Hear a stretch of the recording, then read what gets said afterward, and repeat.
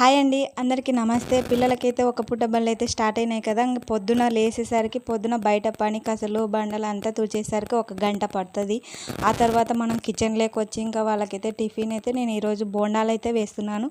దోశల పిండి మిగిలింటే కొంచెం దాంట్లోనే కొంచెం పెరుగు, మైదా పిండి, సోలా పొడి, ఉప్పు కలిపి కొంచెం బోండాలు వేసి వాళ్ళకైతే పల్లీల చట్నీ అయితే చేశాను. వాళ్ళు తినైతే స్కూల్కి వెళ్ళిపోయారు.